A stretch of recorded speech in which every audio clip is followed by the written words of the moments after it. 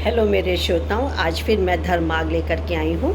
मैं पिछले कई महीनों से धर्मार्ग नामक शीर्षक के अंतर्गत आध्यात्मिक और धार्मिक विचारों को ही लेकर के आप तक वीडियो सेंड करती हूँ।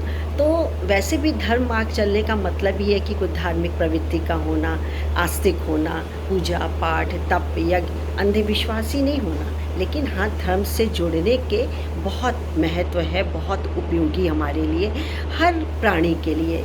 प्राणी में मानव प्राणी की मैं बात कर रही हूँ। जीव जंतु तो इतनी प्रगति विकास नहीं करते, लेकिन मानव प्राणी में क्योंकि रीजनिंग है, बुद्धि है, तर्क है, इसलिए वो विकास प्रगति कर लेता है।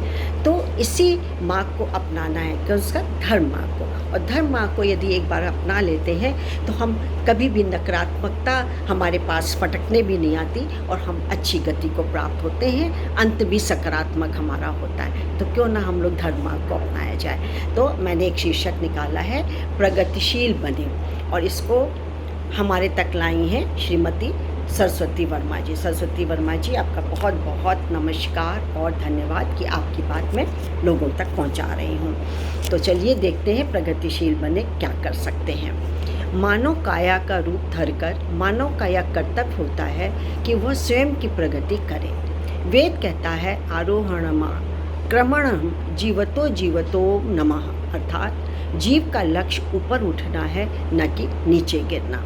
मानव जन्म सबसे उत्कृष्ट है, साथ ही ज्ञान वाणी मानव में है। वो अपने ज्ञान के माध्यम से प्रगति करके मात्र मानव समाज के लिए ही नहीं, अन्य प्राणियों के लिए भी नित्य नए आविष्कार करके उनकी सुख समृद्धि का कारण बन रहा है। मानव को क्रियाशील रहना है, दिन प्रतिदिन प्रगतिशील विचार मन मस्तिष्क में धारण करते हुए निरंतर उनका क्रियान्वयन करना है, ताकि मानव का ही नहीं अन्य जीवधारियों का भी भला हो सके। स्वार्थ रहित होकर संसार के लिए ही हितकारी नहीं होता, बल्कि वह स्वयं का हितार्थी स्वयं में हो जाता है। भौतिक प्रगति भी स्वहित में हो, साथ ही परहित में भी हो। यदि हम समाज सेवा करते हैं, यह दूसरों का हित है, इसमें स्वयं की संतुष्टि है, स्वयं ही शांति व स्वयं की कीर्ति होती है, और हमारा परहितार्थ किया गया कर्म हमारी आध्यात्मिक प्रगति करता है। यानी दूसरों के लिए उपकार करना या उसमें दया दिखाना, यही जो कि है आध्यात्मिक प्रगति होती है। परोपकार के अंतर्गत मानव श्रेष्ठ प्राणी है, वह प्रगति कर सकता है। पशु पक्षियों व कीट पतंगों में यह सामर्थ्य नहीं है, जैसे कि हम लोग चर्चा कर रहे थे कि वे प्रगति कर सकें। इसलिए जो मनुष्य प्रगति करने की क्षमता रखता है, उसे प्रगति अवश्य करनी चाहिए।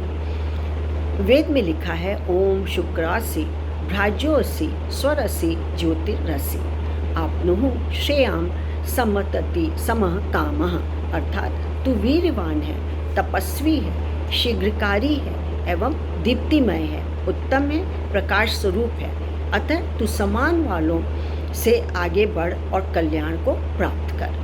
निरंतर सत्कर्म करते हुए हम भौतिक प्रगति के साथ आध्यात्मिक प्रगति भी करें।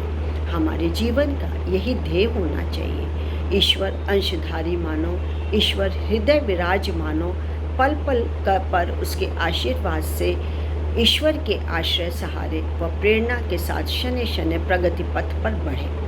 भौतिक प्रगति पर भी, आध्यात्मिक प्रगति पथ पर भी। जिस प्रकार मानव दुष्ट मनुष्य व दुष्ट प्राणियों का संहार करते हुए आगे बढ़ता है, उसी प्रकार अपने अंतस की बुरी भावनाओं को, बुरे सोच को, बुरे विचारों व विकारों जैसे राक्षसों पर विजय प्राप्त करके आध्यात्मिक प्रगति के लिए हमको आगे बढ़ना चाहिए। ईश्वर का आशीर्वाद उसे अवश्य मिलेगा। यदि हमारी आध्यात्मिक उन्नति प्रगति हो गई है, तो हमें फिर हमारी आत्मा परमात्मा से मिले हुए नहीं रह सकती। हमें भगवान का जो कि अंश हमको माना जाएगा, या हमें निरंतर भगवान का आशीर्वाद मिलता रहेगा।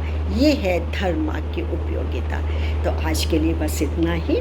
फिर एक नए धर्म मार्ग के साथ उसमें जिसमें कि आध्यात्मिक और धार्मिक विचार सम्मिलित होंगे, आप तक वीडियो शेयर करूँगी। तब तक के लिए मुझे आज्ञा दीजिए। नमस्कार। मैं doctor Manju Jain, retired associate professor from SSC degree college Kanpur.